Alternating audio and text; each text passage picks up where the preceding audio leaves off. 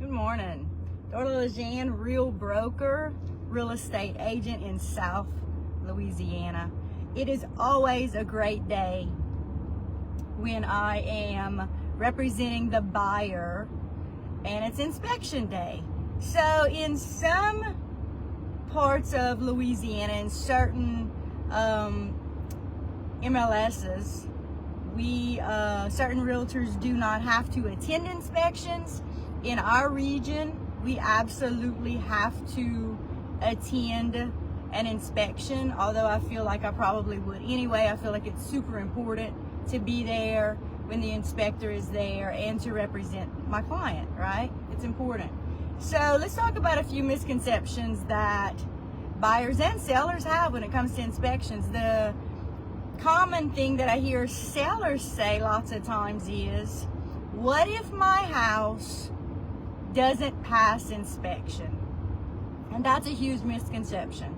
There's no such thing as passing or failing an inspection. An inspection is the right that the buyer has to, during their due diligence and inspection period, part of their contract time, they have the right to have the home that they are buying inspected by anyone. It can be a licensed inspector, it could be someone they're related to, it could be a friend, it can be anyone. But an inspection is not a pass-fail situation. Every licensed inspector in the state of Louisiana has a checklist that they have to follow on any home that they inspect. And that includes everything from the roof down to the foundation, and if the home is on piers, everything underneath the home as well. And so they're looking for any deficiencies with the home. And so they follow a checklist. It includes plumbing, electrical, roof, foundation, the HVAC system, the operation of the windows, literally everything that is attached to that home. They are looking to find deficiencies. They're not looking for things that are ugly. So they're not looking for anything cosmetic. They're looking for things that are deficient. So they're looking for peeling paint, rotten wood, things like that. So after inspections, the ball is basically in the buyer's court to decide a couple of things. If there's something so hugely wrong during the inspection, the buyer has the right to cancel the contract, and they can cancel the contract during their due diligence or inspection period for any reason. They don't even have to give a reason, all right? As the buyer, that is their right. Number two, the buyer can ask the seller to fix anything that they don't want to fix after they own the house themselves. Number three, the buyer can ask the seller to give them money to make repairs to the home after closing. They can ask the seller to lower the price. They can ask the seller to give them some money towards closing. There are so many different ways to go about an after inspection response. And the good thing is, if you, the buyer, have a realtor on your side, your realtor is going to negotiate for you, the buyer, to get what's best for your situation. You may be a buyer that decides that you want to be able to repair all the things after closing the way that you choose to with the people that you know, like, and trust. You might want to hire your own plumber if there was a plumbing issue, your own electrician if there was an electrician issue. You might want the ball in your court, and so you may very well ask the seller to bring a certified check to closing so that after closing you can make all the repairs the way that you see fit.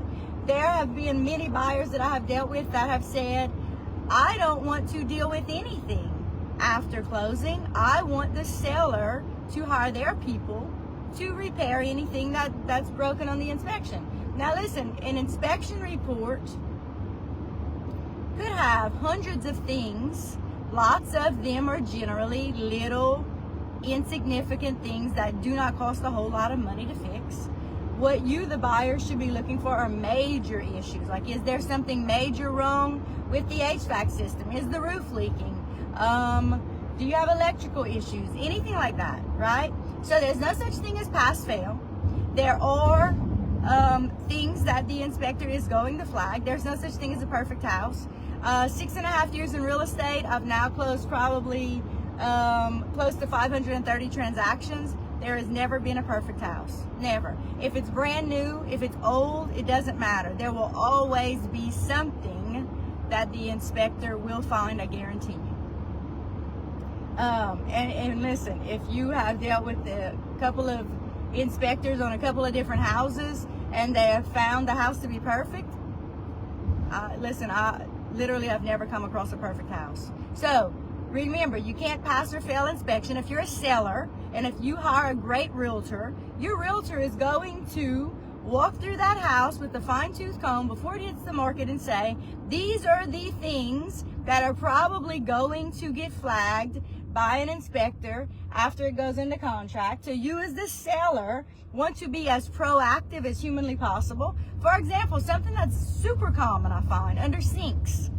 Lots of times when we're putting things under kitchen sinks or under bathroom sinks, we're hitting the pipes underneath the sinks, and over time they get loose and they have a slow drip. Those are some things that I would say as a seller, check and make sure you don't have water under your cabinets. There's no leak. Lots of times it's happening and we don't even know it, right? That's very common. Lots of things that are flagged or HVAC systems that have never been serviced. They just need a really good, thorough cleaning. When I am meeting with sellers, this is what I always say.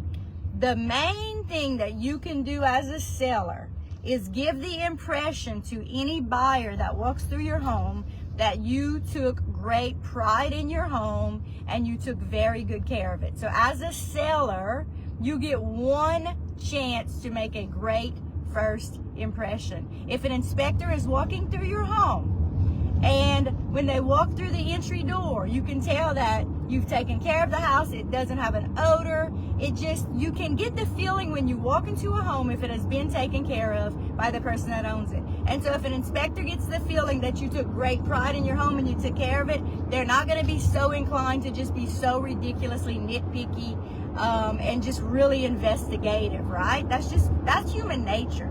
They all have the same checklist to look at, but they're not going to be so ridiculously nitpicky. If they start seeing red flags from just the very beginning of that inspection, they're going to be way more inclined to really pay attention to, okay, what other things may be hidden? What other things do I need to look for? So as a seller, be super proactive before you put your house on the market. And listen, like I said, there's no such thing as a perfect house. You know, living in your house, what kinds of things are broken, what kinds of things are probably about to break. So if you don't know what kinds of things you should fix before it hits the market, then think about things like this. On stairways, outside stairs leading up to houses, easy fix, a handrail. Listen, you can get an aluminum handrail at Lowe's or Home Depot for nothing. A missing handrail on a stairway is going to get flagged. Cracked windows are going to get flagged. Peeling paint is going to get flagged. When you open up your breaker box, if you have missing, and now I'm drawing a blank on what those things are called, those slots. If you have missing slots in your breaker box, put those, fill them in. You can easily buy those again at Home Depot, Lowe's, or Steins, somewhere like that. Open junction boxes in the attic get flagged all the time. That's an easy fix. If you have loose receptacles, that'll get flagged. Those little things. And listen, a good thing too, if I were going to sell my house next week, I guarantee you I would do a pre-inspection. A pre-inspection is super popular in Texas. For some reason, it just hadn't gotten popular yet in Louisiana. But having a pre-inspection done on your house before it hits the market, that way you know all the things that need to be fixed, so that when an inspector comes through with the buyer, they find very minor, if maybe nothing, things, right? Because you had it inspected and you were proactive. So just remember, as the buyer, you have the absolute right to have a house inspected, whether it's new or old, and I recommend it every single time. I don't care if that house is brand new or if it's 100 years old. you absolutely want to hire a licensed inspector to inspect your house during your due diligence and inspection period. And remember, you have the right to cancel that contract if something is so major. Let's say there is a major foundation issue with the home that you were buying and you had no idea, right? That might be a reason that you would cancel a contract. Most things that inspectors find with homes are repairable. And that's what I tell people. If you love the house and you love the neighborhood and the inspector finds 50 things wrong with the house, I guarantee you probably 50 of those items are repairable, right? So get it inspected, be proactive, and then make an educated decision on what do you want to do. The ball is in your court as the buyer as long as you do it during your inspection period on your contract. Always, always be represented, be represented. I would never sell a house without a real estate agent. I would never buy a house without a real estate agent, especially if you do not like drama, if you don't like negotiating, if you don't like arguing with people. But listen, just for legal representation, all right? Y'all have a great Friday. The weather out here in South Louisiana is absolutely gorgeous. It's looking like it's going to be a great weekend, a great Memorial Day weekend. So y'all get out and enjoy this weather. And remember, in real estate, listen, I just got into real estate 6.5 years ago, and everything that I know today, I didn't know probably 95% of it before I got into real estate. So there are no stupid questions. Ask all your questions. Ask all your questions, all right? Buyers, sellers, it is an amazing time to be both. Y'all take care and have a great weekend.